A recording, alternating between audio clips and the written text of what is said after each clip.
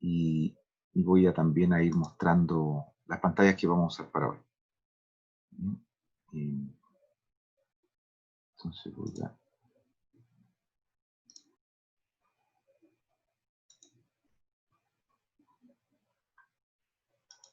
ir mostrando también entonces algunas pantallitas.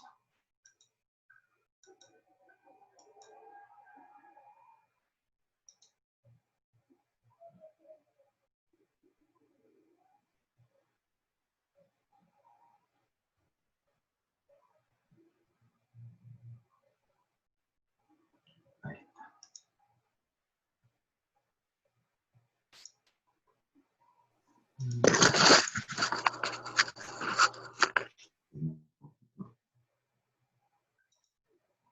Ya, con esto ya podemos empezar.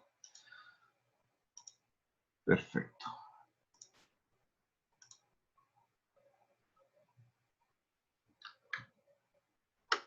Ahora sí. Entonces voy a compartir con ustedes pantalla y comenzamos. Bueno, entonces estamos viendo el ciclo salitrero. Hemos dicho ya más o menos en qué marco general se situó, en el marco económico mundial. Hemos también hablado en mundial latinoamericano, periodo de mucha expansión de la demanda y de los precios de las materias primas. Chile se encuentra en una situación privilegiada porque acaba de convertirse en productor monopólico de salitre mundial.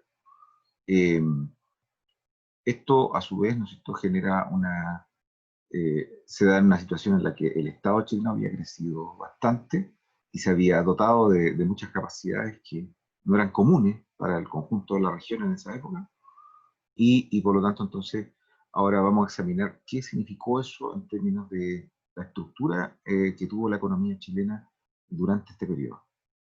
¿Ya? Entonces, lo primero que quiero mostrarle algunas imágenes de la prosperidad que se empieza a notar a comienzos del siglo XX, ¿no? Fruto justamente de estos recursos que están eh, emanando de los nitratos. Entonces, por ejemplo, esas fotos que ustedes ven ahí, de más o menos de 1910, muestran bastante bien cómo había ido cambiando la capital del país, ¿no? Eh, con una nueva infraestructura urbana, en la que descollaban edificios de tinte neoclásica europea, como por ejemplo la Estación Central, la Biblioteca Nacional, la Estación Mapocho, es decir, una serie el edificio Bellas Artes, por ejemplo, ¿no? Los edificios de la Facultad de Ingeniería de Bochef, eh, y una serie de construcciones que de alguna manera rompían con la monotonía de ese Santiago antiguo, colonial, que tenía construcciones más bien bajas, ¿no? Y de estilo español, más bien colonial, ¿no? Y aquí empezaban a notarse también la influencia de medios de transporte modernos. Hay, por ejemplo, en esta foto que está tomada hacia 1910 de la Biblioteca Nacional, ahí se ven ya circulando automóviles, ¿no? Tranvías, ¿no? Un policía ahí al medio dirigiendo el tránsito, es decir, que ya había un flujo, digamos, de vehículos que hacían necesaria la intervención de, de guardias de tránsito. Y ya hemos dicho que Chile en esta época se aprovecha también de una mejora sustantiva en, las, eh, en los precios de las materias primas, que en este periodo adquieren una tonalidad bastante positiva en la medida que aquí se nota ya una mejora de los términos de intercambio, como habíamos dicho en clases anteriores. Así como en el periodo anterior, ese efecto fue neutro, ¿no? En este periodo los precios de las materias primas, especialmente el nitrato, el cobre, todo esto, tuvieron un auge muy elevado, eh, en relación a los precios de los productos manufacturados importados. De manera que en este periodo no se nota esto que normalmente se decía desde la teoría de la dependencia, que siempre los precios de los productos importados habían crecido más que los precios de los productos primarios exportados. No se da esto, al contrario, se da al revés. Los precios de los productos primarios crecen más. Entonces, eso significa que se produce lo que se ha llamado una renta salitrera, una renta de productos primarios, en este caso en Chile, es por los nitratos, por la preponderancia que tienen los nitratos dentro del total de las exportaciones, que ahora los vamos a ver, ¿no? Entonces voy a dejar de mostrar esta parte y voy a mostrar otros datos que también son importantes. Entonces, para eso voy a salir de acá.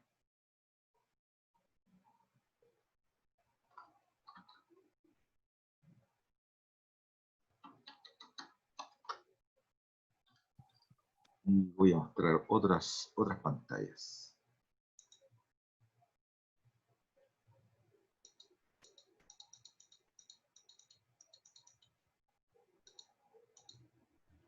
Algunas cosas ya las habíamos visto, ¿no? Pero ahora las vamos a reiterar.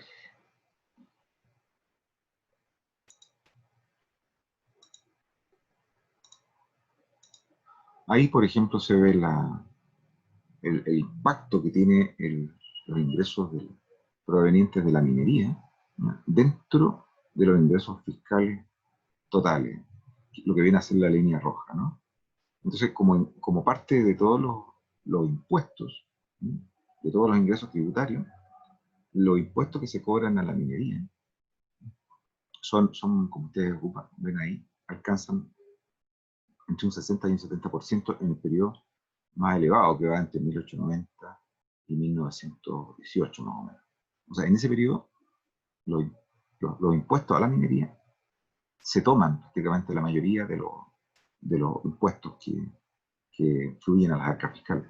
Y luego, ¿no es cierto?, de los tributos mineros, dentro de los ingresos fiscales, bajan un poquito, pero siguen teniendo también una fuerte presencia, o sea, por lo menos entre un 50 y un 60% de todos los ingresos fiscales provienen de los tributos mineros. Ahora, dentro de esos tributos mineros destacan especialmente los de salitre, es decir, de los nitratos. Entonces, acá vamos a seguir.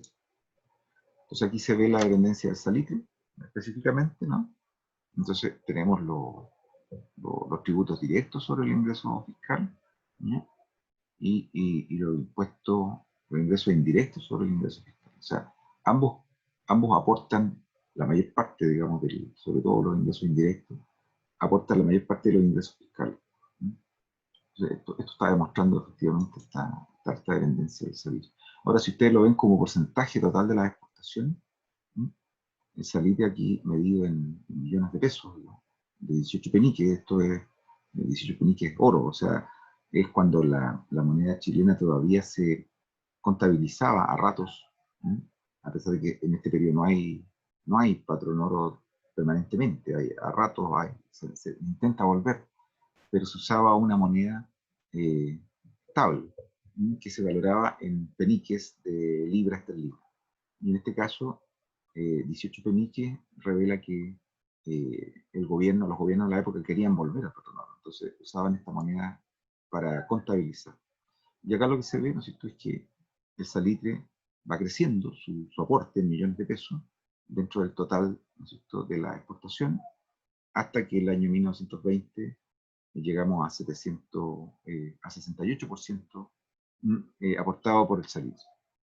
Ahora, esa cifra incluso es mayor en el periodo que va de 1905 a 1910, donde el salitre aporta entre 78 y 79% de todas las exportaciones. Ahora estamos viendo las exportaciones, o sea, casi el 80% de todas las exportaciones provienen del salitre, en valor, en términos de valor. Entonces, estos datos están mostrando bastante bien esa situación.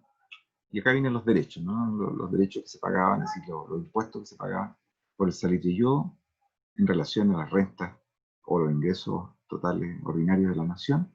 Y acá viene el porcentaje con que contribuyó la industria salitrera, ¿no? Entonces, dentro del total de las rentas ordinarias de la nación, el momento más alto es acá, ¿no?, cuando llega a ocupar un 60% más o menos, entre 1915 y 1916, ¿no?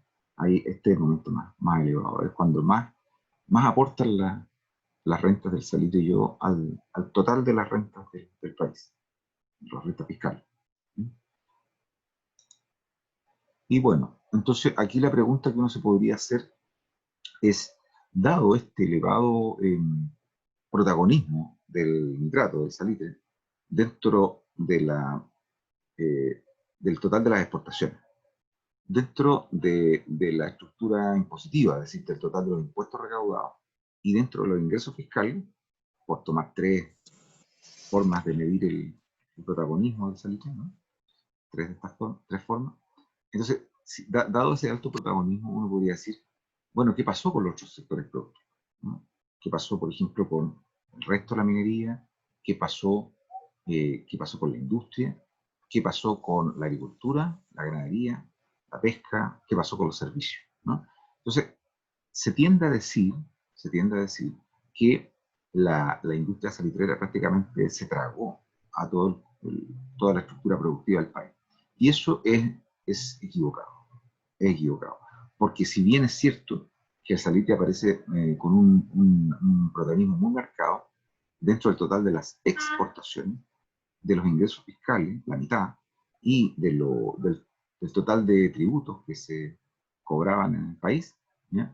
Eh, eso si uno compara con la economía interna del país, ¿no? Con el mercado interno, uno observa en realidad que el panorama productivo del país era mucho más rico y más complejo, ¿ya? Y esto parte entonces, requiere una explicación, ¿no? Qué es lo que había pasado? ¿Qué es lo que había pasado? el- en la medida que el salitre se va multiplicando como gran ingreso del Estado, pero también como gran fuente que recoge inversión tanto externa como extranjera como nacional, el salitre va generando oleadas de inversión que van multiplicando la actividad productiva en otras áreas, ¿ya? Y vamos a empezar entonces por lo que podríamos llamar la incidencia en el mercado de factores. Y el más importante de estos factores productivos fue el trabajo, es decir, la población. En la medida que se van instalando estas oficinas salitreras en el norte, requieren, requieren trabajadores, requieren grandes masas de trabajadores. En algún momento llegan a haber entre 40 y 45 mil trabajadores en la primera gran oleada que se trasladan. ¿De dónde? Se trasladan del norte chico primero, que era más cercano. ¿M? Después se trasladan de la zona central, incluso llega a trasladarse gente, digamos, de la parte sur, de la frontera sur del Valle Central, eh, a través de oleadas de, de trabajadores que buscaban mejores salarios. Ahora, estos mejores salarios, yo los he estudiado y se ve por qué la gente quería trabajar ahí. Ahora voy a mostrar otra pantalla, que es justamente la de los salarios, y ahí ustedes van a poder apreciar por qué la gente se trasladaba a ese lugar, en en vez de quedarse en el centro o en el sur.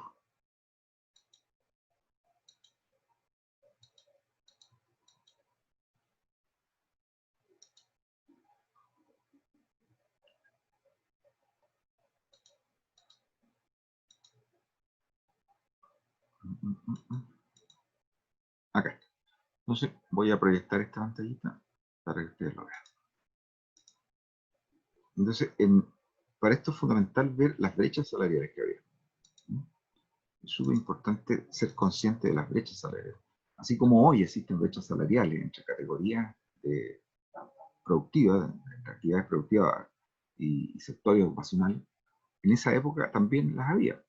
Entonces, había un sector, si ustedes se fijan, bastante más atrasado en la economía chilena en esa época, a pesar de que el trigo había modernizado buena parte de la agricultura seguía siendo el sector más atrasado del país, ¿no?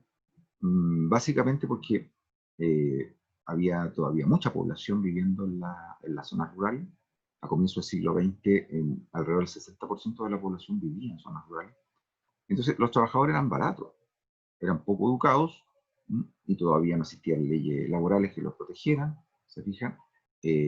Por lo tanto, ¿no es cierto?, había una sobredotación de mano de obra no cualificada en los sectores rurales, y eso llevaba a que los salarios fueran los más bajos de todos.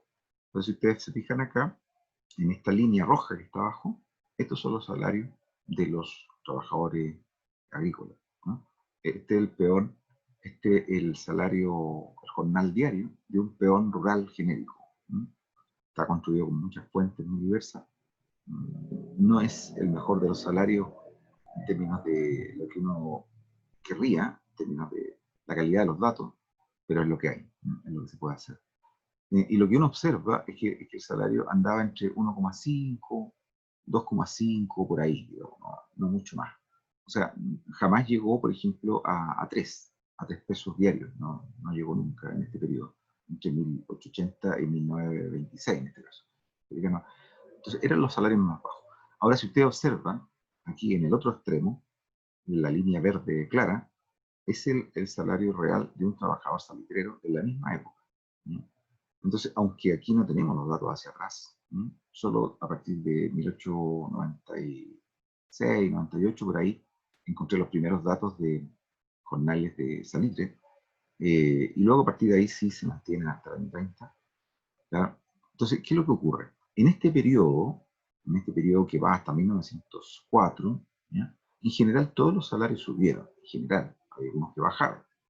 Por ejemplo, estos que son en naranja, por ejemplo, que son los salarios de los trabajadores metalúrgicos, habían estado más altos, y aquí en este periodo que va entre 1895, digamos, y 1904, ya venían bajando un poquito. No mucho, pero venían bajando. Pero en general los otros, por ejemplo, el salario de los mineros del carbón venía subiendo bastante. El salario, por ejemplo, eh, de lo que tiene que ver con, ¿no es cierto?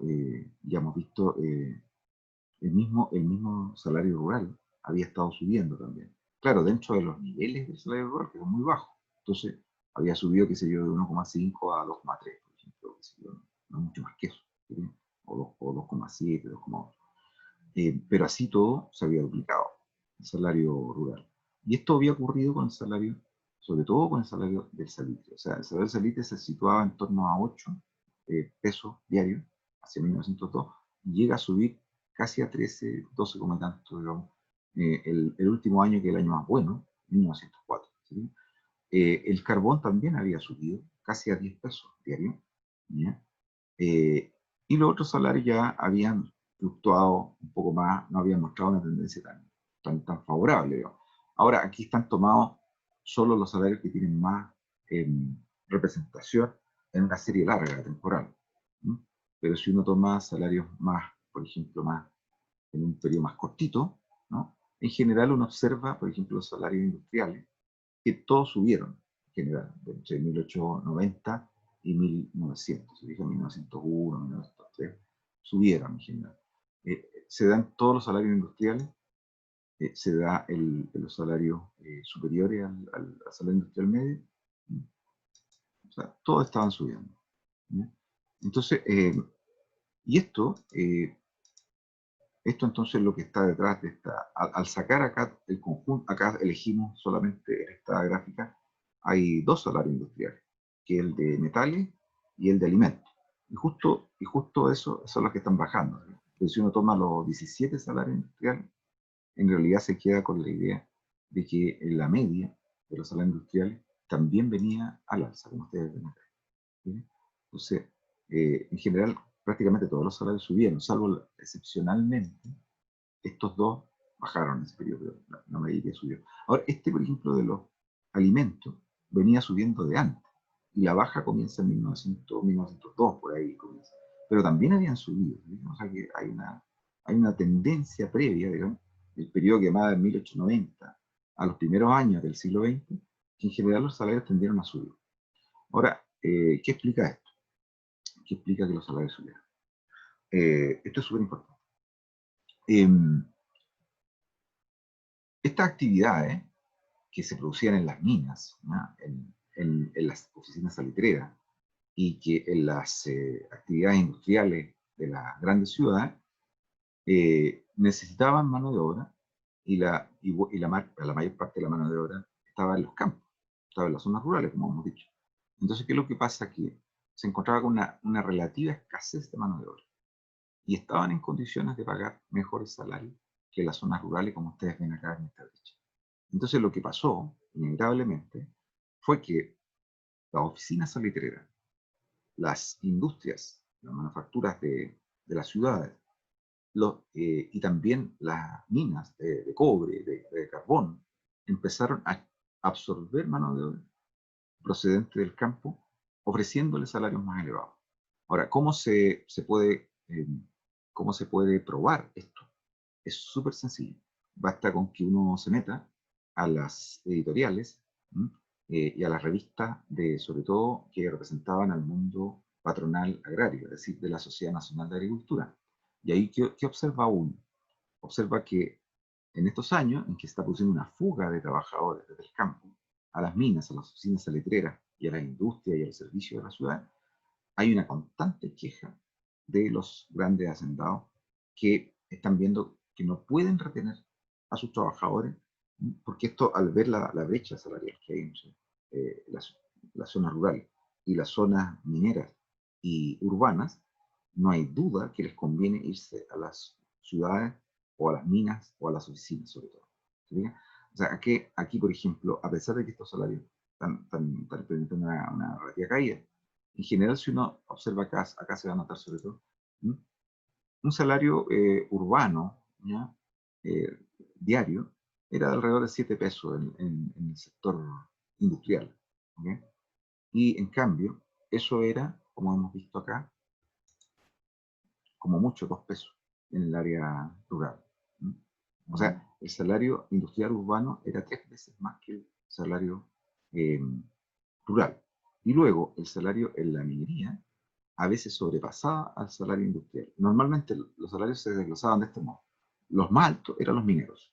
Los salarios mineros eran los más altos. Dentro de los más altos, y entre los mineros, el salitrero era más alto el, que el de otros rubros, digamos, del cobre o, de la, o el rubro del carbón. Acá lo vamos a ver. Acá están los salarios mineros. ¿Se fijan?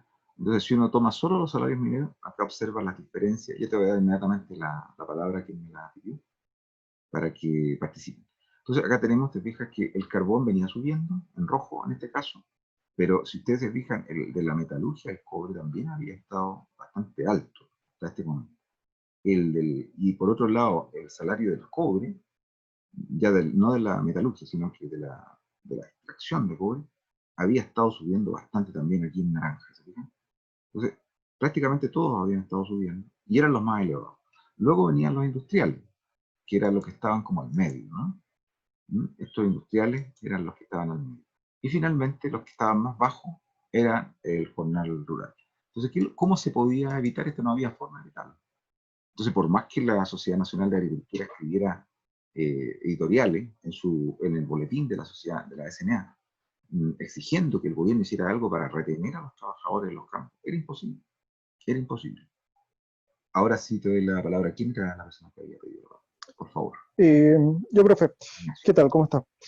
Consulta, ¿a qué se debe el descenso de los salarios industriales? Perfecto. Voy Industriales. para allá. Voy a ir para allá. Entonces lo que tenemos es que primero hay una fase de ascenso que comprobada científicamente, podríamos decir, se ha logrado comprobar que entre 1890 y 1904 prácticamente todos los salarios en Chile suben, en el área industrial, en el área minera especialmente, incluso en el área, digamos, agrícola. ¿Por qué sube? Porque al producirse una escasez de trabajadores en esas áreas y al haber inversiones que se están produciendo en esas áreas, ¿ya? Ahí se producen dos cosas que hoy día te le explica lo que está pasando también hoy día, ¿no? Como hay una actividad, hay inversiones en esas áreas, ¿ya? Se buscan trabajadores. Como los trabajadores son escasos en esas áreas, entonces, ¿qué pasa? Que la demanda hace subir el salario al que están dispuestos a pagar los empleadores, los empresarios, para que se cubran esas plazas. ¿Ya? Eso es lo que hace subir los salarios. Ahora, un salario no puede subir en general si hay mucho desempleo. Por lo tanto, lo que está indicando esto es que además prácticamente todos los trabajadores en las zonas mineras, o la mayor parte, y en las zonas urbanas, están siendo casi todos empleados. Porque es imposible que suban los salarios si hay un alto desempleo. ¿Se fijan? Cuando hay un alto desempleo, los salarios tienen que bajar. Es muy difícil que no bajen. En cambio, cuando el desempleo prácticamente es muy bajo o desaparece, los salarios por antonomasia tienen que subir. Entonces lo que hay es una gran demanda por trabajadores, ¿ya? Y los empleadores están dispuestos a pagar estos salarios que son atípicos, que son inusuales. ¿M?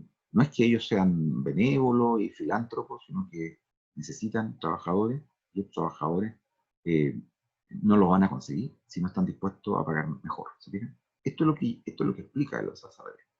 Ahora, ¿qué es lo que ocurre después? Esto es lo que vamos a ver en una clase posterior, no me quiero adelantar. ¿M? Estoy viendo la primera fase que demuestra, en consonancia con otros fenómenos, que este periodo, incluso hasta la Primera Guerra Mundial, fue un periodo muy expansivo de la economía. ¿Ya?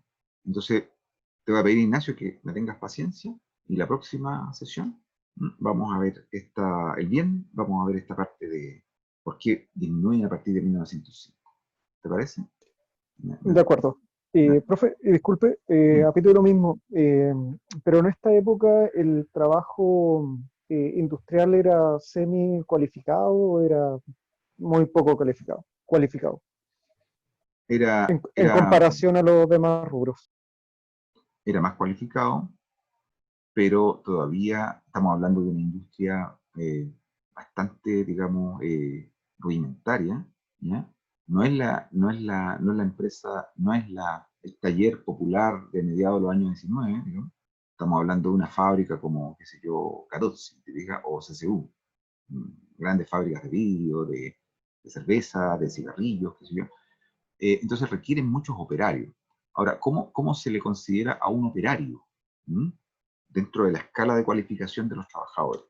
Digamos que en esta época el grado de cualificación más bajo es el del peón gañán. ¿Ok? El peón es una persona con casi cero educación que puede ser un peón rural o un peón urbano. Y de hecho, así los van a llamar cuando uno estudia los salarios, te encuentras que las denominaciones que se utilizan son esas: peón rural o peón urbano. Y el gañán también viene a ser algo muy parecido. Son personas que pueden trabajar en mil cosas, pero todas de muy baja cualificación. Por ejemplo, en la construcción, te fijas, haciendo fuerza bruta, básicamente. Son personas que no tienen educación formal, ¿ya? Y esos son los más bajos. Pero, y ahí está la gracia, ¿no? Es que al lado del peón ha ido surgiendo y ha ido creciendo una categoría de trabajador que es más cualificado, aunque no es un trabajador, como diríamos hoy, plenamente cualificado, es como medianamente cualificado. Y es el operario industrial. Y el operario industrial es el que tiene que trabajar las máquinas, el que tiene que hacer funcionar las máquinas, operar máquinas, ¿te fijas? Calderas, ¿ah? Máquinas que están en movimiento constante, telares, mecánicos, ¿sí? Ingenios mecánicos que hay que estar vigilando, reparando y viendo que funcionen correctamente. ¿Sí? Entonces, el operario tiene que ser un tipo más calificado. Normalmente en la literatura, sobre todo en la historiografía inglesa, ¿no es cierto? A esto se le identifica por el apelativo, el blue collar. ¿M? Blue collar significa personas que tienen un buzo, digamos, un mono, le dicen los españoles, de color azul, un overol azul. ¿Se fijan? Blue collar. O sea, el cuello con el cuello azul, digamos. Ese es el típico trabajador operario, que tú lo vas a ver en las maestranzas, lo vas a ver en la fábrica. Es un trabajador más calificado y no tiene nada que ver con el gañán, ni con el peón urbano, ni rural. ¿Mm? ¿Ok? Y estos son los que sobre todo se ven beneficiados por esta alza salarial. Los salarios que más suben son de este tipo de trabajador nuevo, porque las empresas antes casi no requerían este tipo de trabajador. Pero como ahora están expandiendo estos rubros, ¿ya? Entonces empieza a haber un mercado de demanda por este tipo de trabajador que es un poquito más calificado que el peón. ¿Ok? Eso. De acuerdo, profe. Gracias. Ahora, esto también aparece bien reflejado en otra gráfica que la voy a mostrar acá. ¿Y qué es esta? No, perdón. Voy a ir más atrás. Acá. Si ustedes se fijan, este es el Producto Interno Bruto de Chile durante este periodo, durante estos 50 años. Entonces, si ustedes se fijan, ¿ya? Entre 1880 y 1914 prácticamente, o sea, casi con el estallido de la Primera Guerra Mundial, hasta que estalla la Primera Guerra Mundial, en la práctica el Producto Interno Bruto de Chile está creciendo casi constantemente. Y no digo constantemente porque hay algunas pequeñas inflexiones. Por ejemplo, acá, si ustedes se fijan, el año de la Guerra Civil, digamos, 91, obviamente que aquí hay unas pequeñas caídas. ¿Sí? Y hay otras que se explican por las crisis internacionales. Acá el año 95 hay una crisis también internacional. Luego acá, ¿no es cierto?, tenemos, eh, tenemos algunas situaciones que también van a repercutir en una, que no hay un pleno crecimiento.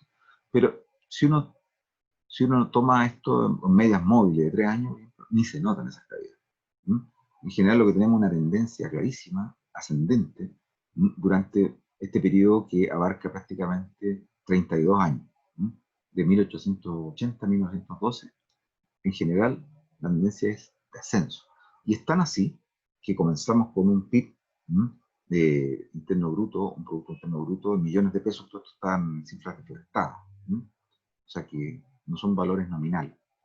Tenemos un PIB que más o menos es del orden de, qué sé yo, de 700.000, ¿no es cierto?, millones, 700.000 en millones, o sea que, y esto sube prácticamente, ¿no es cierto?, al triple. O sea, desde 700.000 pasamos a 2 millones. Entonces se triplica el tamaño de la economía chilena, porque el PIB lo que mide es todo el valor producido a lo largo del año por todas las empresas que están trabajando dentro del país, ¿no? Entonces, tenemos una triplicación del tamaño de la economía chilena durante este periodo. Entonces, esto indica que el, el comportamiento en general de la economía chilena durante estos 50 años se divide en dos momentos. Un momento que es muy expansivo y de mucha prosperidad, que cubre 32 años, como decía, y luego, solo a partir del estallido de la Primera Guerra Mundial, el año 1914, comienza una fase negativa. ¿Ya? Una fase negativa que es producto, por un lado, del estallido de la Primera Guerra, y se interrumpe el comercio mundial, y por lo tanto los productos chilenos sufren, en términos de demanda y de precio. El salitre, pero también otros productos. Entonces, ¿qué es lo que ocurre? Que empieza un periodo de mucha oscilación, porque después viene una recuperación, ¿no? En la medida que la guerra interrumpe el tráfico, después al final, en los últimos años de la guerra, hay mucha producción industrial para sustituir los productos industriales que no están llegando al país. Entonces el país se recupera mucho, por un lado, porque se vuelven a fluir las exportaciones al mundo, pero también porque el mercado interno crece mucho para sustituir productos que no pudieron llegar al país. Luego termina la guerra y de nuevo viene una caída. ¿Sí? Y viene una caída general porque hay una crisis mundial de precios de productos agrícolas. Y esto hace caer de nuevo los precios del salitre. Porque inhibe la demanda del salitre. Al haber una crisis agrícola, la agricultura, recuerden, era el principal consumidor de salitre en el mundo. Por lo tanto, al haber una crisis agrícola a nivel mundial, sobre todo en Estados Unidos, en Europa, baja la demanda de salitre. Y al bajar la demanda de salitre, ¡pum!, tenemos esa inflación de nuevo. Esto vuelve a ocurrir de nuevo, por ahí por el 2022, ¿ya? Luego viene una recuperación, digamos, importante, ¿ya? Y finalmente, ¿no es cierto?, tenemos otra caída acá, después una última recuperación. Y así llegamos a la crisis del año 29. O sea, esta segunda parte es una parte mucho más volátil, con muchas más subidas y bajadas, mucho más notorias que el periodo anterior, ¿se fijan? Entonces, esta es una fase que si uno tuviera que tener una visión de largo plazo, tendría que decir que esta fase fue mucho eh, más desfavorable para la economía chilena y se nota ahí en ese movimiento del Producto Interno Bruto. Fue una fase mucho más llena de contradicciones, donde no hubo una clara tendencia ascendente. En cambio, si uno lo compara con el periodo anterior, aquí hay una clara tendencia ascendente. No hay duda, no hay ninguna duda. ¿Te fijas? Entonces, esto es lo que tenemos que guardar de alguna manera en nuestra cabeza durante un rato. Ahora, ¿qué sectores entonces crecen al calor de esta prosperidad? Entonces acá uno podría decir, bueno, tenemos claro que el salitre fue el sector que más digamos, se destacó, porque aportaba más dentro de las exportaciones, dentro de los ingresos fiscales y dentro de los impuestos. Eso ya lo sabemos. Claro, pero eso nos daría una falsa idea, porque en realidad el salitre tiene un mercado externo. Pero así como crecía el salitre, ¿qué es lo que está pasando? Es cuando veíamos recién que los salarios están creciendo en otros sectores, lo que nos está demostrando eso, ¿no es cierto?, es que en realidad se está produciendo una transmisión de efectos positivos hacia otros sectores productivos que ya no son el salitre. Se está viendo beneficiado, por ejemplo, el carbón. Si los salarios del carbón no pueden estar creciendo por casualidad. ¿Okay? Y si las minas de carbón en el sur de Chile están dispuestas a pagar salarios mayores durante este periodo a los trabajadores del carbón, es porque están necesitando a los trabajadores. Y si están necesitando a los trabajadores, es porque están aumentando la producción. ¿Por qué está aumentando la producción de carbón en este periodo? ¿Okay? Dejemos eso también ahí suspendido. ¿Ya? Y recordemos las inversiones del Estado. Entonces voy a pasar ahora. Entonces, ¿qué tenemos? Que hay un sector minero que está muy pujante, sobre todo el salitre, pero también el cobre está a comienzos del siglo XX, está reinstalándose con las grandes compañías norteamericanas, sobre todo primero en Chuquicamata, perdón, en el Teniente, 1905 ya se establece el yacimiento del Teniente cerca de Rancagua, y luego en 1915 más o menos ya se levanta el yacimiento minero de Chuquicamata.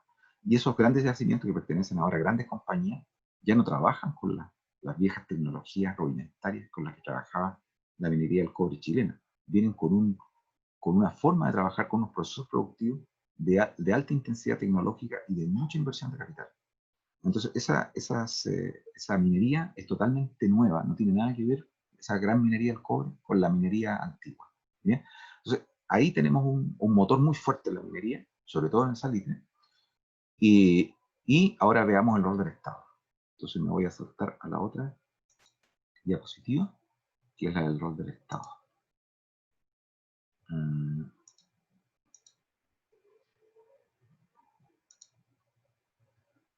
Sí, sí. Y esto, claro, tengo que mostrar esto porque si no, no se entiende. Entonces voy a mostrar esta otra diapositiva que muestra qué otro sector está creciendo mucho. Así como está creciendo mucho el salitre, ¿ya? El salitre significa que una gran población se instala en el norte de Chile, pero también en las grandes ciudades del centro y las ciudades costeras del norte de Chile. Es una población que antes no estaba radicada ahí. Y esa población que está dejando el campo ahora ya no produce alimentos. ¿Se fijan? Y por otro lado, esa población demanda todo tipo de bienes. Tenemos que los salarios están subiendo, así que la mayor parte de esa población está en condiciones de comprar bienes de tipo, por ejemplo, alimentos de origen industrial, baratos, de consumo masivo, puede comprar. O sea, por primera vez el trabajador chileno ingresa al mercado comprando productos. ¿Mm? Y se está produciendo un fenómeno de difusión de del mecanismo de pago por vía salario. Así como antes, ¿no es cierto?, la mayor parte de los trabajadores tenían, podríamos decir, contratos, por llamarlo de algún modo, formas de pago basadas en especie, que se pagaban en alimentación, por ejemplo, en alojamiento, ¿no? En el derecho, por ejemplo, a usar una pequeña parcela, una chacra. Ahora, eso se está pagando en salario, en metálico. Entonces, ¿qué es lo que ocurre? Esa gente tiene capacidad de consumo que antes no tenía. Y esto, por otro lado, ¿no es cierto?, está unido al hecho que el Estado está haciendo un enorme gasto fiscal que ya veíamos que había comenzado en el periodo anterior, en realidad. Comienza hacia 1850, 1860, con la construcción de los primeros ferrocarriles, ¿m? En el norte del país, sobre todo. Los primeros ferrocarriles se construyen con capitales privados y se construyen en esta zona, digamos, en la zona de Atacama, ¿m? Que es el primer ferrocarril. Estas son empresas privadas que construyen este ferrocarril. Luego, al ocupar el norte, las tropas chilenas ya habían algunas redes de ferrocarriles, pero estas redes se incrementan mucho más debido a que ahora se multiplica el número de oficinas y las oficinas tienen que comunicarse entre sí. Y hay ferrocarriles que sacan toda la producción de salitre y van pasando por todos los cantones salitreros y esto ocurre tanto en los cantones de Tarapacá o los cantones de Antofagasta, y las redes de ferrocarril lo que hacen es recorren la parte central, digamos, del desierto, donde están situadas las grandes reservas, depósitos de caliche, y donde en torno a ellas se aglutinan las salitreras. Entonces lo que hacen estos ferrocarriles es que recorren la pampa y van pasando por un más o menos equidistante a la mayor cantidad de oficinas salitreras. Y eso se hace acá y se hace ahí, en Tarapacá y en Antofagasta. Sacan ese producto, ¿ya? Y se lo llevan a la costa. Ahora, con los recursos generados por el nitrato, que ustedes vieron que eran cada vez más cuantiosos, el Estado fue subiendo el impuesto al salitre. Y en algún momento determinado, si el salitre reportaba un ingreso de 100, el Estado se logró quedar por lo menos con el 30% de esos ingresos. O sea, el royalty que el royalty minero que el Estado chileno le aplicó a esta minería que es no metálica fue de un 30%, fue altísimo. ¿Y el Estado qué hizo con ese dinero? Tomó ese dinero y empezó a unir al resto del país, donde todavía las redes de ferrocarriles no eran una realidad. Entonces, ¿qué es lo que pasó? Estas redes de ferrocarriles se empezaron a ampliar. Se construyó el ferrocarril de Santiago a Valparaíso, se construyeron grandes líneas y luego se fue construyendo una red central sur, que es la que va a recorrer desde, digamos, La Serena, y va a llegar a comienzos del siglo XX a nada menos que Puerto Montt. O sea, el país prácticamente fue integrado en no más de 30 años. Es impresionante. O sea, la mayor parte del país fue integrada por vía terrestre a través de estas grandes redes de ferrocarril. Ahora, si ustedes se fijan, las inversiones privadas lo que hacían era crear redes que te sacaban los minerales o el trigo desde el interior del país y lo sacaban a la costa. La inversión estatal deliberadamente lo que hace es unir, pero longitudinalmente el país. Entonces, por eso que la red central no va en dirección este-oeste, sino que va en dirección norte-sur, se fijan, como hoy día la Panamericana. Y esto es totalmente intencional y deliberado. ¿Por qué el Estado hace esto? Hay que preguntarse por qué el Estado hace esto, ¿ya? Y son todos los presidentes de este régimen oligárquico los que adoptan esta decisión, ya sean liberales, el mismo Balmaceda, o, ¿no es cierto?, presidentes más bien conservadores, que después incluso de la guerra civil siguen haciendo inversiones en el ámbito ferroviario. ¿Por qué? Porque recordemos que los mercados chilenos se habían integrado, pero de una manera todavía muy precaria, a fines de la colonia. Y después de la independencia, no existía una red de caminos suficientemente eficiente como para que los costos de transporte se redujeran entre regiones. Entonces había que hacer, por un lado, inversiones básicas para sacar los productos a los puertos desde el interior, cosa que muchas veces hicieron compañías privadas, empresas privadas, como lo que ocurre con la minería del plata en Copiapó, que ellos financian el ferrocarril de Copiapó Caldera. ¿No es cierto? Pero no había todavía una instancia que uniera las economías mineras del norte con la minería triguera o productora de alimentos, digamos, del Valle Central y la ganadería del sur. Entonces, lo que hizo el Estado básicamente fue consolidar este proceso de integración de tres mercados que venían ya fusionándose desde fines de la colonia y ahora se terminaron de integrar. Ahora, no hay estudios todavía porque nadie se ha dedicado a hacer una tesis. Yo espero que algún día alguien lo haga, que muestren y prueben la caída del costo de transporte por movilizar, por ejemplo, alimentos y otros productos procedentes del Valle Central y del sur hacia el norte del país. ¿Sí? Pero si uno suma lo que debe haber producido la introducción del ferrocarril y los vapores, los buques mercantes que ya circulaban también por las costas y hacían comercio de cabotaje, ahí debe haber habido una caída impresionante en el costo del transporte. Entonces, productos, por ejemplo, que llegaban muy caros antiguamente a las ciudades, ahora comenzaron a llegar más baratos. ¿Sí? Y eso también significó que esos tres mercados que funcionaban todavía un poquito dislocados entre sí y con precios muy diferentes entre sí, empezaron al integrarse, esos precios empezaron a ecualizarse, a alinearse entre sí. Entonces, por ejemplo, si tú comprabas una sandía, que sé yo, ahora en Santiago o en La Serena, no te iba a salir tan cara como te salía antes del ferrocarril, ¿te fijas? O lo mismo, productos de la ganadería, o productos industriales que viajaban desde los centros urbanos hacia los campos y hacia las zonas mineras. Todo eso ahora salía más barato. Tanto es así que, por ejemplo, los trabajadores de las salitreras comían mucha carne y se trasladaban en buques y también por vía terrestre eh, se trasladaban grandes cabañas ganaderas, ¿m? En masa. De hecho, algunos de los más conspicuos empresarios del Valparaíso se hicieron ricos vendiendo cabezas de ganado vivas al norte, que eran miles de cabezas de ganado, desde el sur de Chile. ¿Sí? Entonces, eso es impresionante. Y esto es lo que también había ayudado a que los trabajadores que ya no querían seguir recibiendo esos sueldos tan miserables en el sector agrario, abandonaran a sus antiguos empleadores y se subieran a los trenes, ¿m? Que los llevaron a la zona norte y a la zona central, a las grandes ciudades. ¿Eh? O sea, lo que hubo, un proceso gigantesco de desplazamiento de personas, ¿m? Gracias justamente a la inversión producida por el Estado, en este caso a través de la red de ferrocarril. Si uno compara este proceso con otros casos de América Latina, por ejemplo, en el caso de Argentina, en el caso de Argentina esto lo tuvieron que hacer con capitales ingleses, porque a pesar de que el Estado argentino tenía algunos recursos importantes para invertir, el sistema federal que tenían y una serie de problemas de orden tributario y distribución de recursos entre las provincias, impedía que estas inversiones las pudiera hacer directamente el Estado.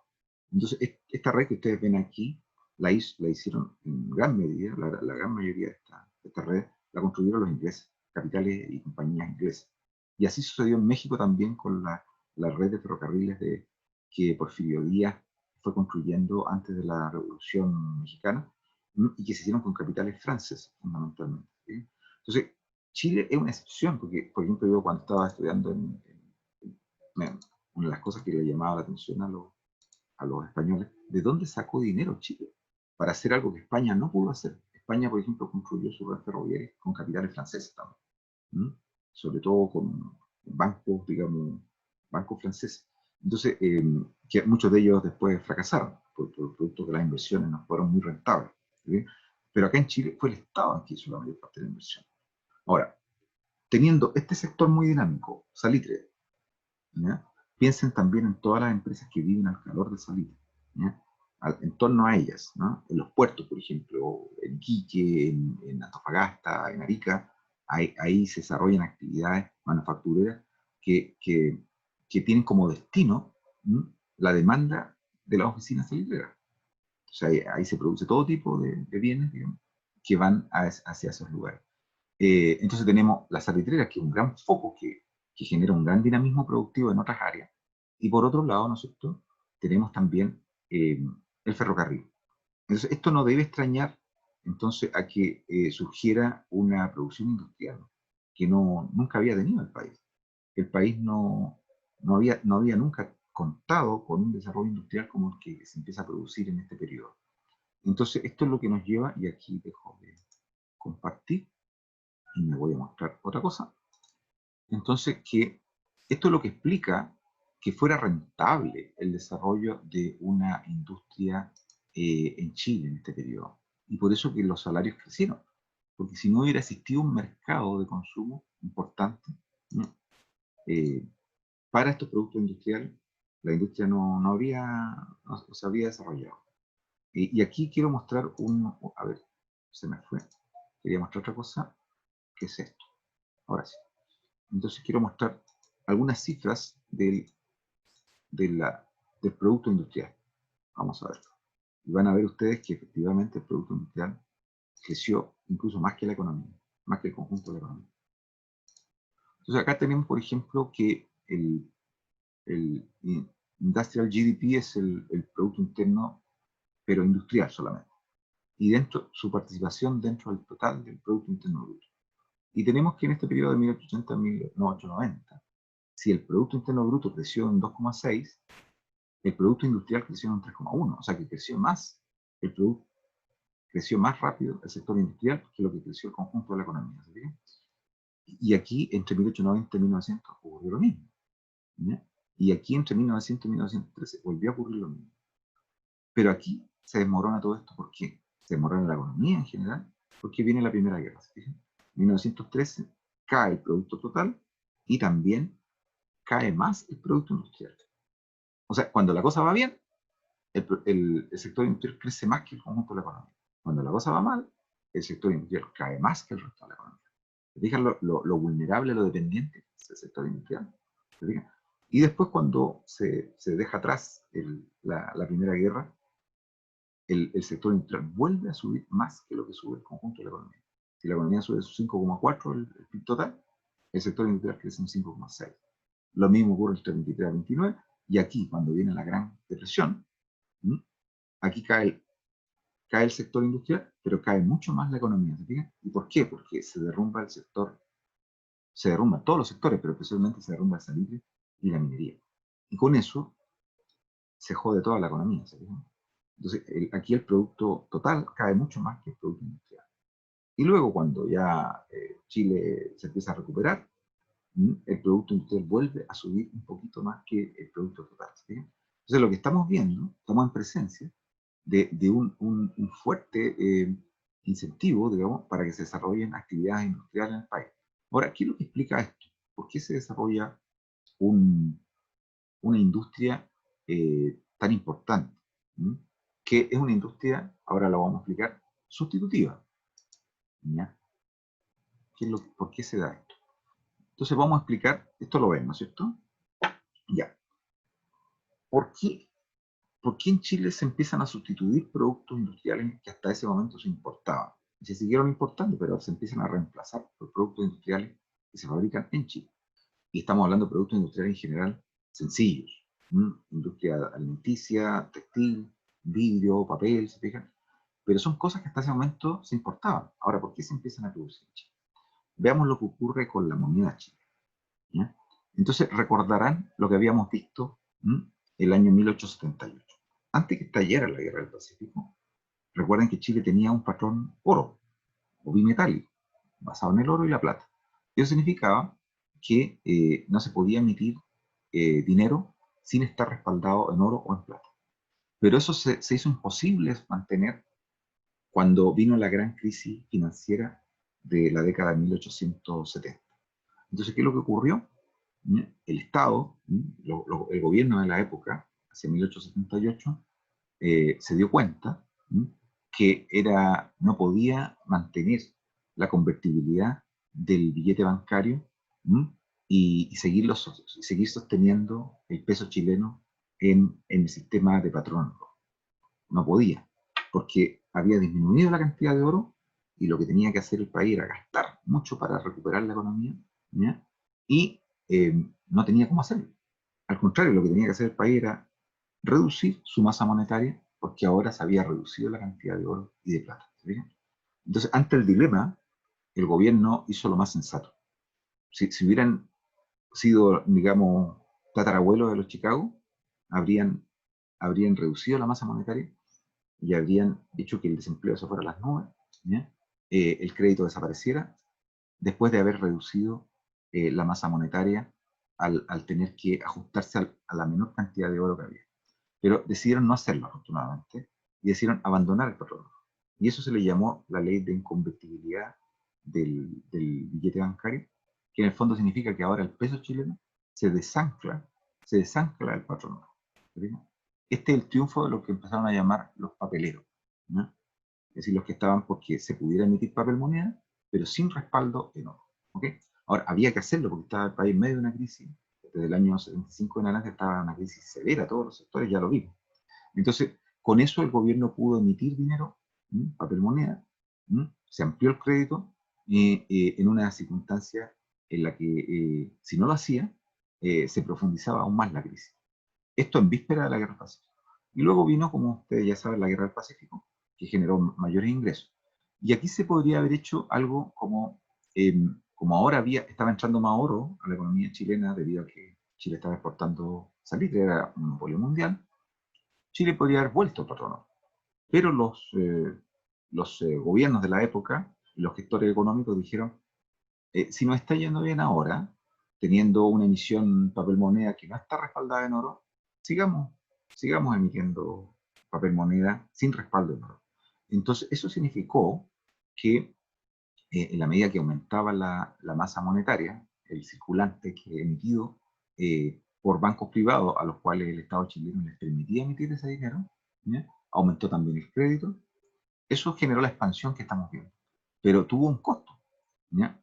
El costo que tuvo fue que el peso chileno empezó a perder terreno frente a las monedas principales. En este caso, acá está en esta estadística, se ve cómo fue perdiendo terreno en relación a la libra esterlina, que era la moneda más importante de la época antes del dólar, ¿ya? Que era la libra esterlina británica. Entonces, el penique, que viene a ser como la unidad más pequeña de la libra esterlina, porque están las libras, están los chelines, y luego está el penique. El penique es como la monedita más chica de la libra, ¿ya? Entonces el peso chileno se valoraba en peniques, ¿ya? Es decir, en la unidad más pequeña de la libra, ¿ya? Y al comienzo del periodo, así, en medio de la guerra del Pacífico, un peso valía 30 peniques de libra. ¿Te fijas? 30,8. ¿Ok? Y miren lo que va a ocurrir. Me siguen, ¿no es cierto? Miren lo que va a pasar. Cae, cae, cae, sigue cayendo, sigue cayendo, sigue cayendo, sigue cayendo. Y cuando llegamos al final de esta historia, hacia 1930, el peso chileno, en vez de valer 30 peniques, vale 6 peniques. O sea, cayó a la quinta parte. O sea, el peso chileno valía la quinta parte en una divisa importante como la libra esterlina después de estos 50 años. Ahora, hay una tremenda discusión en torno a esto. Entonces yo voy a ver los aspectos positivos y negativos y después los conversaremos ustedes a ver con qué opinión se queda. Hay autores como Gabriel Palma, por ejemplo, que dicen que esto fue bueno. ¿Por qué? El haber permitido que el peso chileno se depreciara durante los 50 años fue bueno. ¿Por qué? ¿Por qué dice Gabriel Palma? Porque al hacer eso, ¿qué es lo que ocurrió?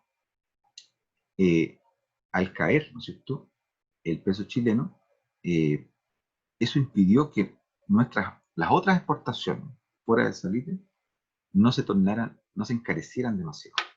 Por lo tanto, esto es lo que permitió, por ejemplo, que a comienzos del siglo XX Chile vendiera cobre barato y que otros países estuvieran dispuestos a comprarlo, ¿ya? Y después van a surgir otros productos. Es decir, si tú no quieres que se te encarezcan mucho las exportaciones que les vende al mundo, ¿no? Lo que no te conviene es que tu moneda se aprecie, que se haga más cara, ¿ya? Porque cada vez que te paguen en dólares o en libras, van a tener que reunir más libras y más para pagarte pesos que son más caros, ¿sí? Entonces, ¿qué es lo que ocurre? Que según Palma, esto habría sido bueno, ¿ya? Y por otro lado, habría evitado que el salitre se adueñara de toda la escena productiva. Y esto, como ya vieron ustedes, fue así, porque el sector industrial tuvo un papel importante, como ustedes vieron. Y ahora lo podemos volver a recalcar acá. Si observamos, por Profe, disculpe, ejemplo, ¿sí? profe, pero eso no es negativo en términos de intercambio, o sea, que se desvalorice a tal nivel el precio que las importaciones valgan menos. Claro, claro, por eso que digo que tiene aspectos positivos y negativos. Claro, Ah, ya, ok. tienes toda la razón. Y voy a ir primero por los positivos y después vamos por los negativos. Tienes toda la razón, ese es el problema. Entonces, ¿qué es lo que quiero mostrar? Por ejemplo, y en esta gráfica se ve muy bien, como les contaba recién, el sector industrial, la primera vez que aparece en escena en Chile, y con mucha fuerza, es en este periodo. O sea, la industrialización en Chile, y esto sáquenselo de la cabeza, por favor, y no, nunca, ninguno de ustedes me diga que la industrialización en Chile es un fenómeno del siglo XX que empezó con los gobiernos radicales en los años 30, porque eso está, pero está más pasado de moda que no sé, porque la hombrera, ¿no? Ya no se usa. O sea, hace 30 años ya está probado que la industrialización es un fenómeno de fines del siglo XIX en Chile. Y aquí se nota. Miren cómo aumentó la participación del producto industrial dentro del producto total. Si en 1880 el sector industrial pesaba alrededor de un 9% dentro de la economía, llegó a pesar más o menos un 14% hacia 1930. Y en el periodo que estamos hablando, el periodo expansivo, hasta, podríamos decir, hasta el estallido de la guerra, ¿se fijan? Siempre estuvo, en general, estuvo por encima del 10%. Entonces, es un sector que antes no existía, digamos, prácticamente. Y ya se ha configurado como un sector fuerte, importante. Un 10% de industria dentro del total de la producción no es poco. No alcanza para ser un país industrial, pero no es poco. ¿Ok? O sea, hay países en América Latina que en esta época no lograron esto. La mayoría no lo logró. ¿Mm? Entonces, Chile tuvo un sector industrial importante que se desarrolló durante este periodo. Entonces, ¿por qué se desarrolló? Porque mientras caía el peso chileno, ¿se acuerdan? Eso significó que las importaciones industriales se hicieron cada vez más caras. Entonces, ¿qué significaba esto? Que si ustedes querían comprar un... Voy a mostrar otra cosa.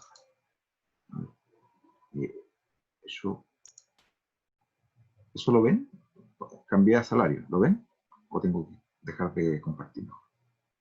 Ustedes me dicen, ¿no? ¿Aló? ¿Están ahí?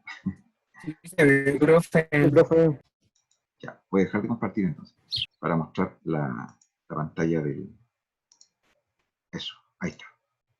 Ahora sí. Entonces, déjenme mostrarles algunas de las cositas que... A ver si acá lo tengo. No, acá no lo tengo. Bueno, en otro momento lo mostraré.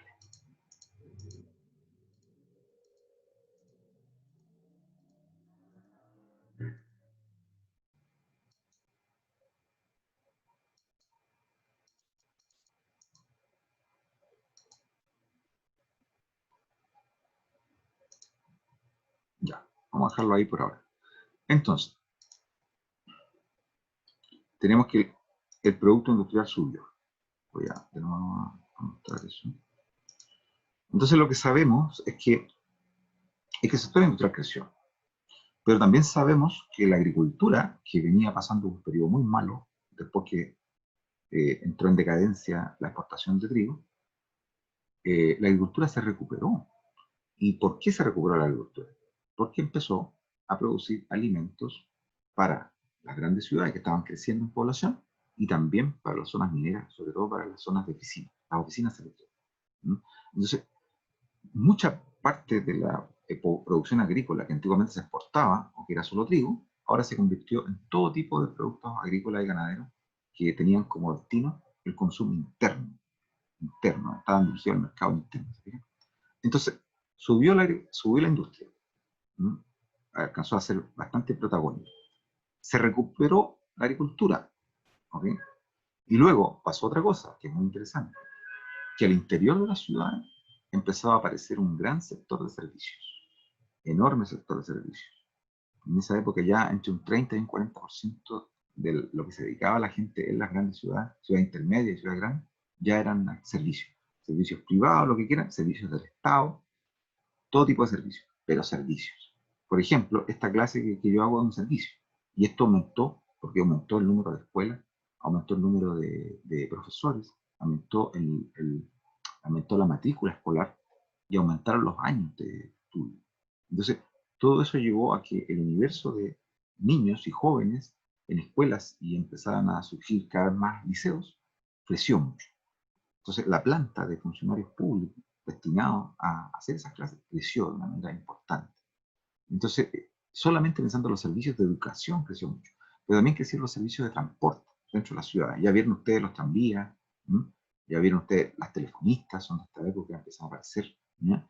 Empiezan a aparecer los grandes espectáculos públicos. El fútbol se transforma ya en un fenómeno importante a comienzos del siglo XX. Wanderers, el primer equipo de fútbol que se funda en el país, y es de fines del siglo XIX, ¿entiendes? Luego viene Magallanes, que es el antecesor de Colo Colo, ¿se fija? Son clubes que se fundan entre fines del XIX y comienzos del XX. El box se transforma en un deporte de masas también, primero con muy poquitos espectadores, después con ya varios miles de espectadores. Entonces estamos en presencia de servicios de todo tipo, de entretenimiento, de transporte, de educación en las grandes ciudades. ¿Sí? Entonces estamos viendo que el sector servicios se expande, el sector industrial se expande, la agricultura se recupera, ¿ya? Y otros rubros de la minería también se reactivan. Por ejemplo, el carbón. ¿Por qué se reactiva el carbón? ¿Qué creen ustedes? ¿Qué llevó a que el carbón se reactivara? Y aquí me paso entonces a este mapa que lo había mostrado recién, ahora lo voy a volver a mostrar. ¿Por qué el carbón se reactiva? ¿Dónde encuentra sus principales mercados de consumo el carbón? ¿Dónde es consumido el carbón dentro de Chile? ¿Quiénes son los grandes consumidores de carbón? ¿Mm? Ahí tienen uno. Ese es un gran consumidor. Los ferrocarriles, po, ¿no? Exactamente. En la medida que se expande la red ferroviaria, el consumo de carbón empieza a ser cada vez mayor y ya no basta la exportación de carbón inglés, que además es un carbón más caro. ¿Se fijan? Entonces tenemos que se reactivan las minas de Lota, de Coronel, de Schwager, producto de que se necesita más carbón y no se puede seguir pagando el carbón inglés, como así tampoco se podían seguir pagando la importación de productos industriales, porque ahora el peso cada vez valía menos. Y eso había que pagarlo, había que juntar más peso para pagar en dólares o en libras esa importación. Entonces, ¿qué es lo que pasa aquí? Lo que pasa es que en la medida que el peso cae, el peso chileno, que ustedes ya lo vieron, ya, y lo vuelvo a mostrar acá, en la medida que el peso chileno cae, perdón, voy a mostrar de nuevo esto para que no se nos vaya. En la medida que el peso chileno cae, y ahora sí, ¿qué es lo que ocurre? Estos productos ya son incomprables, ya no se pueden seguir pagando importados. Entonces los únicos productos exportados que se pueden pagar y que son cada vez más caros, piensen que cualquier producto importado ha multiplicado por 5 su valor entre 1880 y 1930. Y ha multiplicado por 5 su valor porque el peso chileno cayó a la quinta parte de su valor en relación a esas otras monedas extranjeras. ¿Sí? Entonces, si tú querías comprar, por ejemplo, no sé, una máquina o un bien de capital o un auto, lo que fuera, ahora te iba a salir mucho más caro. Entonces, ¿esto qué produjo? Produjo lo que podríamos llamar una especie de protección natural para la producción industrial interna.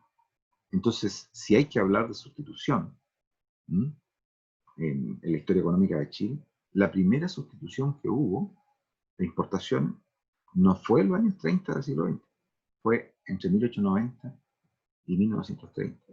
Pero a diferencia de la sustitución que se dio en los años 30, no se produjo porque el Estado la dirigió. Esa fue dirigida por el Estado. Esta no se produjo porque el Estado estuviera ahí para apuntalar esa sustitución. No, esta se produjo de forma espontánea porque el peso chileno fue cayendo y perdiendo valor. ¿Se fijan? Entonces, al perder valor el peso chileno, los trabajadores chilenos ya no podían comprar el jabón, por ejemplo, Sunlight, que era un jabón importado inglés, o los fósforos, qué sé yo, de su majestad británica, ¿se fijan? O qué sé yo, la cerveza de no sé dónde. Todos esos productos empezaron a ser cada vez más caros. ¿Y qué es lo que empezó a suceder? Un estudio que hizo una estudiante que dirigía en una tesis de magíster.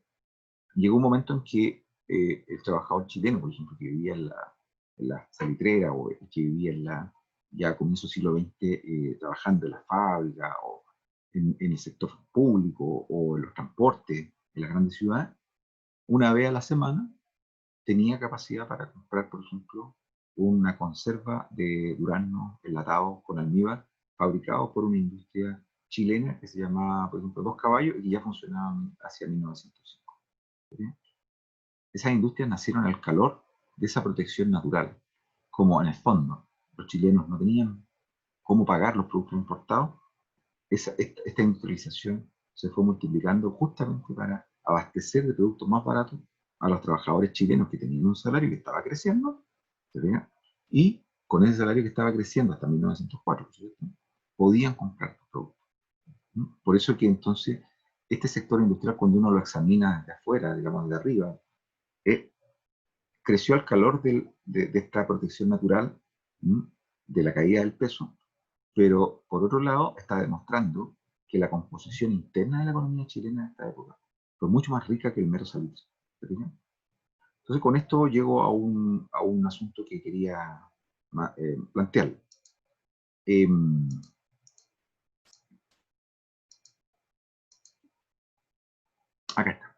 este tema. Hasta los años 80 en Chile, y todavía hay algunos por ahí despistados que andan diciendo esto, digamos, algunos historiadores que se quedaron con este postulado muy antiguo, ¿ya? La historiografía, sobre todo de izquierda chilena, se habló de que el gran defecto que tenía el ciclo salitrero, esta economía basada en los salitres, era que el salitre había impedido el desarrollo de otros sectores productivos. ¿Se entiende? Ahora, ¿cómo se explicaba esto? Con un concepto que se llamaba economía de enclave. Entonces se decía que el salitre, aquí se le llama un enclave. Se le llama un enclave en general a un territorio que en términos jurídicos y políticos no está bajo la jurisdicción de un país, sino que pertenece a otro país. Es como un país dentro de otro país. ¿Ok? Entonces se decía que una economía de enclave en este caso era una economía como la del salitre, que no se conectaba con ningún otro sector productivo del país. Es decir, que su única conexión era con el mercado mundial que le compraba el salitre. Por lo tanto, el resto de la economía chilena, en la práctica, siguiendo este postulado, no se habría beneficiado en nada, producto de que esta economía de enclave no generaba encadenamiento ni generaba estímulos productivos hacia otros sectores de la economía nacional. Esa es la idea general. ¿Bien? Ahora, lo que estoy tratando de mostrar todo este rato es que esto es absolutamente falso. Y no tiene ningún sentido seguir defendiendo este argumento. Un argumento extremadamente añejo. No, no existió esto.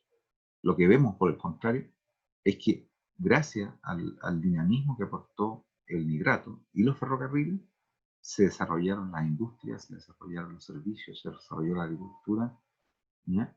De una manera espectacular, espectacular. Ahora, ¿cómo lo podemos terminar de justificar y de constatar?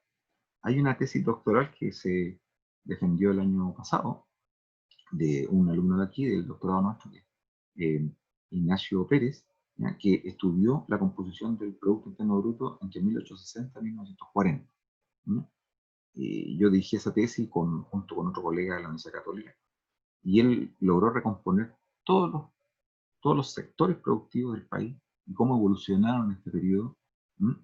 Y se constató algo que se sospechaba, que efectivamente que el sector industrial creció mucho, que el sector transporte creció mucho, que el sector agrícola creció mucho, y sobre todo, lo que más creció fue el sector servicio, y sobre todo en las ciudades. Entonces, ¿qué es lo que ocurre? Esa idea de que la economía chilena de este periodo, por llamarle ciclo salitrero, se reduce a la actividad salitrera, es una idea totalmente equivocada. Totalmente equivocada.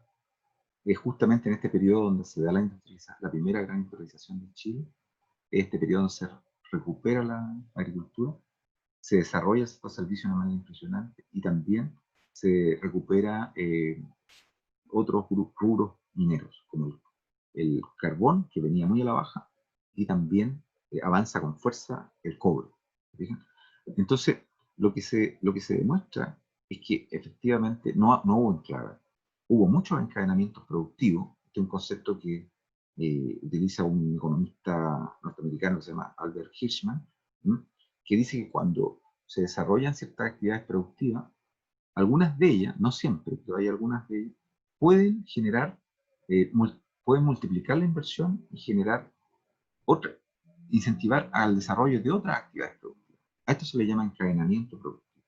¿Se fijan? Ahora, por ejemplo, en el caso de la industria, tomemos algunos sectores que son bien interesantes. El sector metalúrgico, que yo lo estudié mucho en un libro que se llama Hombres del Metal, ¿ya? Que publicamos entre varios, eh, lo que se ve es que los principales mercados de consumo para los productos metalúrgicos en Chile, ¿ya? Que iban desde carrocerías, calderas de vapor, incluso motores y locomotoras a comienzos del siglo XX, se fabricaban en Chile 12 locomotoras por lo menos. ¿Ya? ¿Quién eran los principales consumidores de eso? Por un lado, ya sabemos, las oficinas salitreras, que demandaban no solo carbón, demandaban alimentos y demandaban productos industriales. Bombas, por ejemplo, de agua, se tenían que fabricar en Chile. Lanchas, locomotoras, vías de férreas, carros de todo tipo, de ferrocarril, ¿ya? Montón de productos que después se dejaron de fabricar, ¿ya? Y que fueron producto de esta de este encadenamiento productivo. Y el otro gran demandante de productos industriales, del sector metalúrgico, metal mecánico sobre todo, era ferrocarriles, porque ferrocarriles necesitaba reparar y renovar buena parte de su equipamiento, sobre todo rodoviario, digamos, el que iba sobre ruedas. Entonces todos los carros que se fabricaban en Chile, prácticamente todos los carros se fabricaban en Chile, y algunas locomotoras también. Pero además las maestranzas y los talleres de ferrocarriles, ustedes los pueden ver, todavía quedan algunos restos en San Bernardo, en, en algunas zonas del sur del país. San Rosendo, por ejemplo, había un nodo ferroviario ahí. En Valparaíso había otro nodo ferroviario en el Cerro Barón.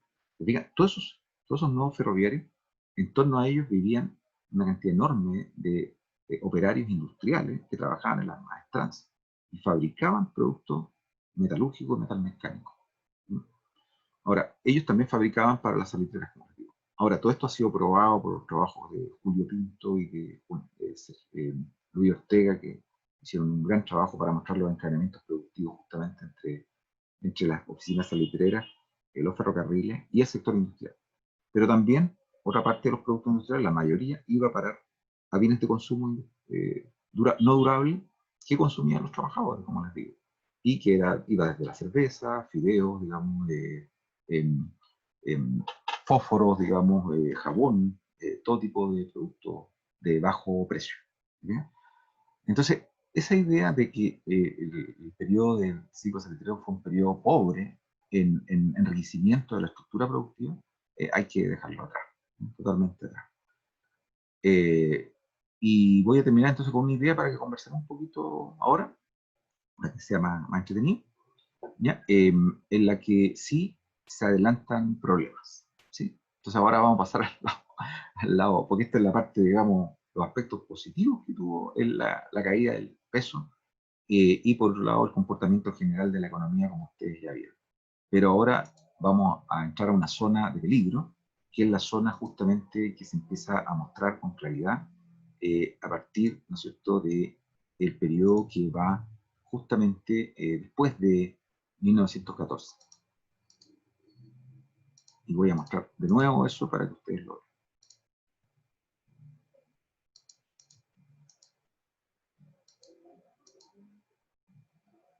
Ya. Entonces tenemos que, ahora vamos a eso. Y con esto voy a terminar para que conversen.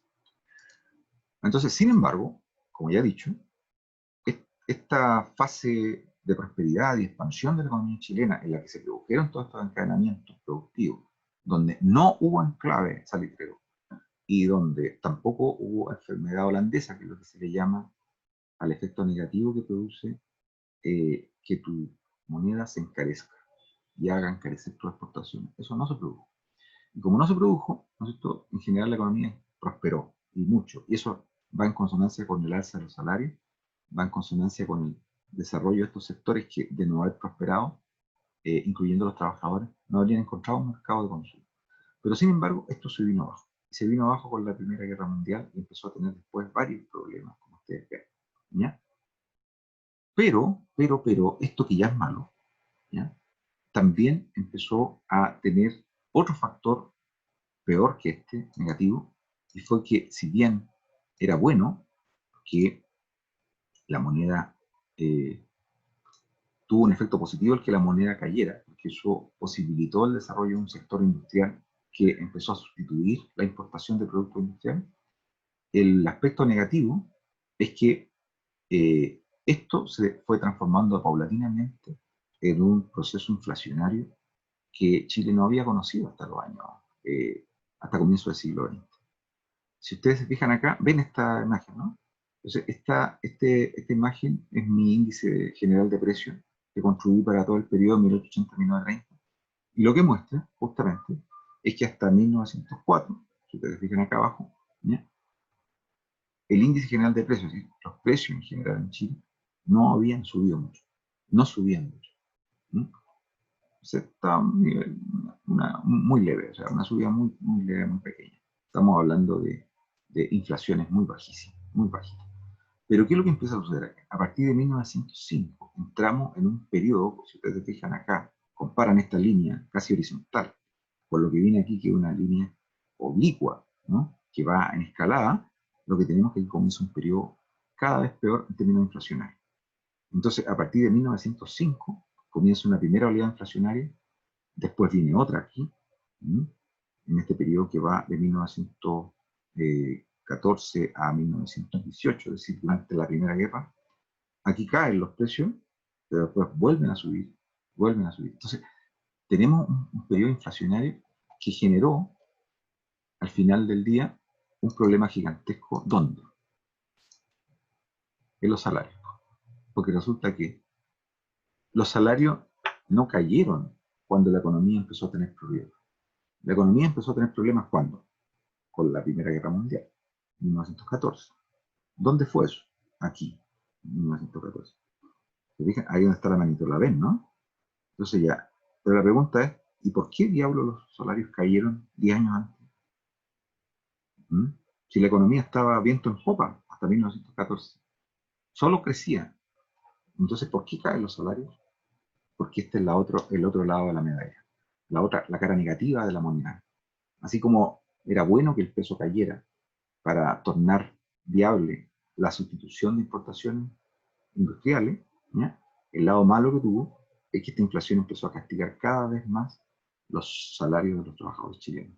A tal punto que cuando estalla la guerra y por primera vez Chile empieza a tener problemas económicos, porque hasta ahí no tenía problemas económicos el país, ¿ya?, los salarios venían cayendo prácticamente 10 años y se habían derrumbado entre 1905 y 1914.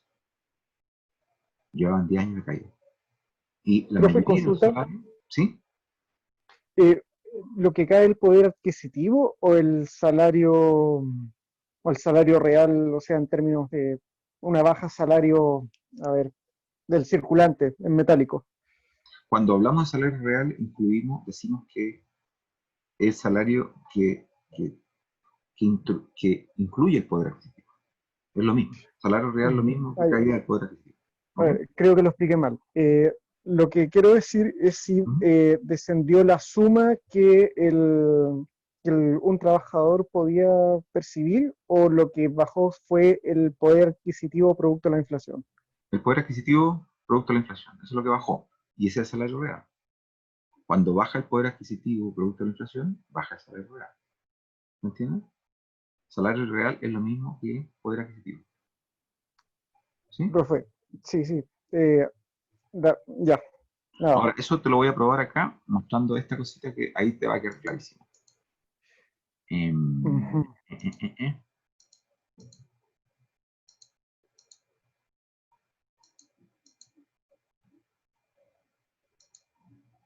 Ah, no, acá no lo tengo. A ver, vamos a ver si lo encuentro acá. Si uno toma los salarios nominales, solamente nominales, sin poner el poder adquisitivo, lo que uno ve es una subida permanente. ¿Te fijas? Subida permanente. No se ve por ningún lado ninguna caída. Pero, como sabemos, nosotros no podemos trabajar con salarios nominales. Tenemos que trabajar con salarios reales, que consideran la variación del poder adquisitivo. Entonces, cuando trabajamos con los salarios reales, lo que vemos es que, al contrario, Sensu, de lo que ocurre con los salarios nominales, que se ven siempre subiendo, los salarios reales comienzan a caer muy fuerte en 1905 debido a que la inflación se desborda en 1905. A ver si lo tengo. Claro, a eso iba, Ya, que como usted había planteado que los bancos privados seguían emitiendo moneda, eh, claro, me parecía un poco confuso ese tema, pero ya me lo explico. Gracias, profe. perfecto. Entonces, acá no lo tengo, pero trataré de acordarme para la próxima de mostrarlo, la relación entre salarios nominales y reales. Los nominales siempre suben en este periodo, pero en cambio los reales se desploman. Y eso producto justamente de lo que tú dices. Estamos diciendo lo mismo, de distinta manera, pero tú estás diciendo lo mismo. Y es correcto. Entonces, los nominales siempre subieron, pero los reales se desplomaron desde 1905 en adelante. Y con eso entonces voy a dejar paso. Y acá hay una idea también interesante. Estos son los datos de coeficiente de Gini, que en el fondo es desigualdad, por el estudio que hizo un colega que es Javier Rodríguez, uruguayo, que su tesis doctoral la hizo en desigualdad en Chile. Yo estuve, nos conocimos de casualidad y Y él, antes de conocer mis datos, mis salarios, él venía trabajando con otros salarios, con otros datos, pero ya le daba esto que es muy interesante, y a mí por eso me interesa mucho su trabajo, y ahí nos hicimos muy amigos, digamos, a partir de esto. Porque él lo que decía es lo siguiente: el Gini mientras más bajo es porque la desigualdad es más baja. El Gini se mide de 0 a 1. Mientras más cerca de 1, la desigualdad es más alta. Mientras más cerca de 0, la desigualdad es más baja. Entonces, ¿qué es lo que él encontró? Él no entendía, me decía yo, me topé con esto, me llamó mucho la atención, y con los datos que yo tengo, que no eran los que yo tengo, eran los que yo tenía, pero aún así le daba una caída de la desigualdad entre 1880 y 1904. ¿No? O sea, la desigualdad cayó en este periodo en Chile, entre 1880, repito, y 1904. Esos son los primeros datos que me mostró Javier en Barcelona, por ahí por el año 2006. Y me decía, yo no entiendo eso, ¿cómo puede haber caído la desigualdad en Chile si Chile es un país desigual? Y luego, miren lo que ocurre.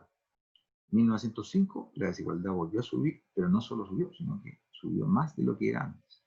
O sea, empeoró de una manera impresionante. Y él decía, pero ¿cómo puedo explicar que haya caído la desigualdad hasta 1904 y después haya subido y haya empeorado? Claro, lo que pasa es que los salarios chilenos, al derrumbarse de esta manera, entre 1905 y 1920, llevaron a un aumento gigantesco de la desigualdad. ¿Bien? ¿Y qué es lo que había pasado hasta ese momento? Mientras los salarios subían, la desigualdad venía cayendo. ¿Sí? Y eso es extremadamente coherente. Encaja con todas las teorías económicas de que cuando los salarios reales, que incluyen poder adquisitivo de los trabajadores, aumentan, los trabajadores prosperan. ¿Se fijan? Porque pueden comprar más cosas, tienen más bienes, tienen más activos, les va mejor en la vida. Pero cuando los salarios reales caen, aumenta la desigualdad. Porque los trabajadores, en el fondo, cuando a los trabajadores les va bien, es la mayor parte de la población del país que le está yendo bien. Entonces eso hace que la brecha de desigualdad que hay entre los más ricos y ellos disminuya. Y eso es lo que hace disminuir la desigualdad.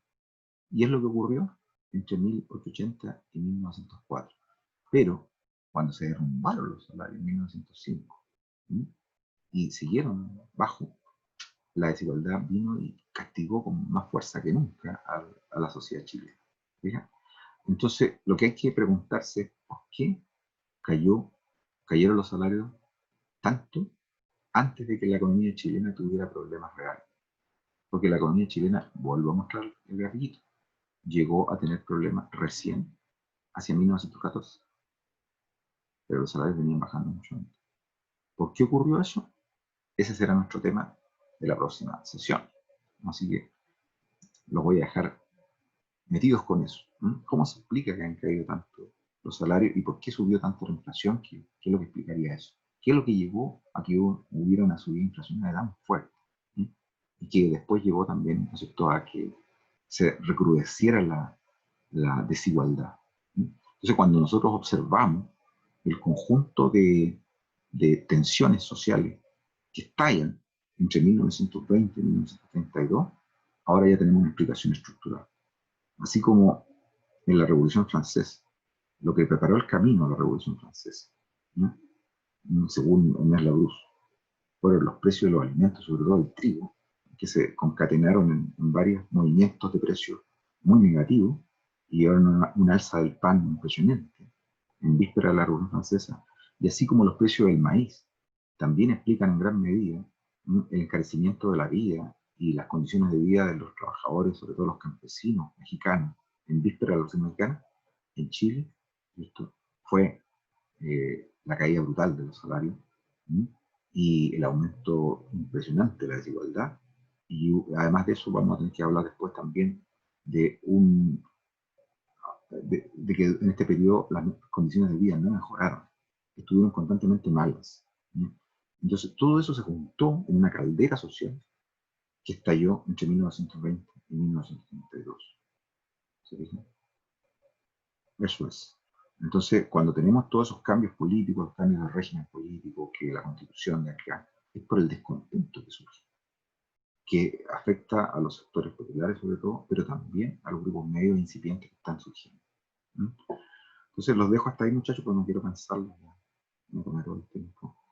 ¿Algunas preguntas, algún comentario más para Pro- que quieran hacer ustedes? Profe, Sí. fuentes de concatenación de inflación, porque entiendo que es distinto la inflación residual natural anual Ujú. de lo que usted está planteando, o sea, de todo este periodo, pero, o sea, ¿hay una fuente identificable de inflación o hay fuentes que se van concatenando dependiendo del ciclo en estos años?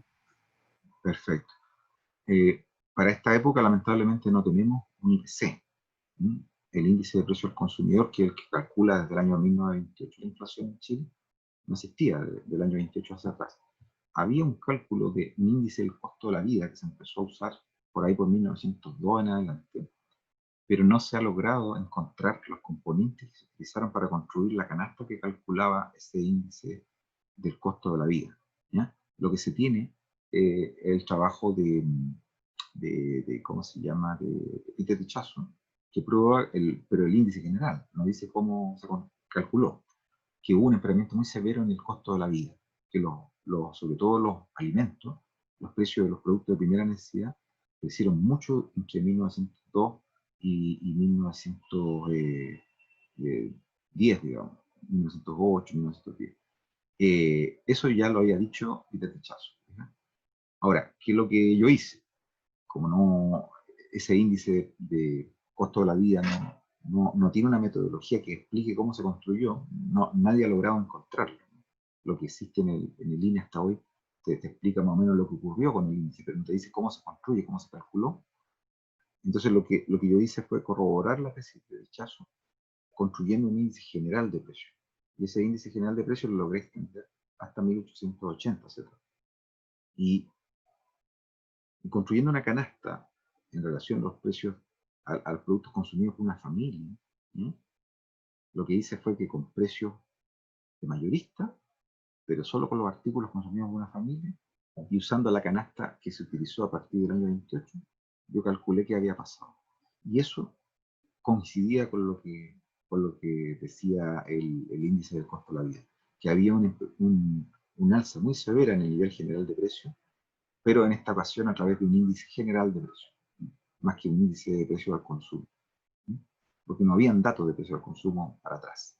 Entonces lo que yo hice fue tomar esos datos de precios de mayorista, pero eliminar todos los productos que no fueran de consumo de la familia, solo dejar los que estuvieran en la canasta que utilizó el INE, que estaba justificada con una encuesta, y con esas ponderaciones se calculó qué había pasado con los precios del año 80 hasta 1930. Y en general coincide con lo que ocurrió con el índice del costo de la vida.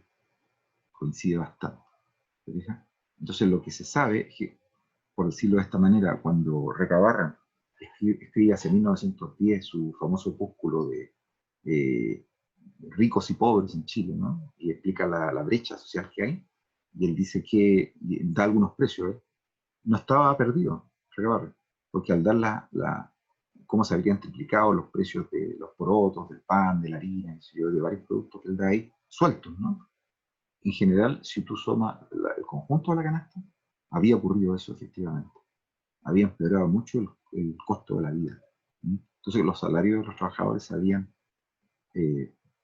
devaluado, habían perdido valor, habían caído por lo menos a la mitad, entre 1905 y 1908. Y un grupo especial de trabajadores, los que trabajaban en las minas de los yacimientos del Salitre, había caído un tercio incluso su salario. Habían caído a un tercio, o sea que eran un tercio de lo que eran antiguamente. Entonces, efectivamente ahí tienes el caldo de cultivo a todo lo que ocurrió en ese periodo. Y ahora súmale tu exclusión política, inexistencia de derechos laborales, y el único canal que tenía la gente para reclamar y mostrar su descontento, ¿cuál era? La calle. Entonces ahí tienes las matanzas obreras de todo el periodo. No había válvula de escape. Hasta derribar ese régimen, no había otra forma. ¿Sí? Entonces eso es lo que explica la huelga de la carne, las matanzas de la huelga de la carne en 1905, la huelga de Antofagasta, que también tuvo un montón de muertos, y para terminar la del año 1907, la tremenda masacre de la Escuela Santa María de Iquique. ¿Sí? Son 3 masacres que están concatenadas durante el peor momento de inflación, donde están cayendo más los salarios, que es la primera escalada que les mostré en el gráfico. ¿Bien? Entonces, eso es lo que vamos a tener que explicar el bien. Así que ahí no se pierdan, porque ahí voy a entrar en los detalles. Y vamos a ver qué es lo que ocurrió en otros países de la región, porque ya tengo los cálculos de lo que ocurrió en Uruguay, en Argentina y en Brasil. Y en otros países no se dio esto. No se dio esto. Los trabajadores argentinos y uruguayos tuvieron salarios muy buenos durante este periodo de 1905 a 1914. No tuvieron problema. ¿Por qué? Porque en el fondo, y esto indica nuevamente la dislocación que hay entre la macroeconomía, ¿se fijan? Y las condiciones de vida. La macroeconomía en general andaba bien en términos de crecimiento, pero no así en términos de inflación, porque inflación también es un indicador macroeconómico. O sea, ahí había un divorcio. El crecimiento estaba muy bien, pero al desatarse la inflación, castigó sobre todo a los trabajadores. Y eso generó este tremendo problema. ¿Mm? ¿Se fijan? Entonces, con eso quedamos hasta hoy, muchachos. Disculpen que me haya entendido, pero bueno, así son las cosas, uno se entusiasma rato. Disculpen. No, profe, gracias por la explicación. Bien, muchachos, entonces quedamos hasta aquí y vayan preparando este periodo también, porque aquí hay mucho material. Bien, nos vemos. Que estén muy bien. Cuídense mucho. Hasta el viernes.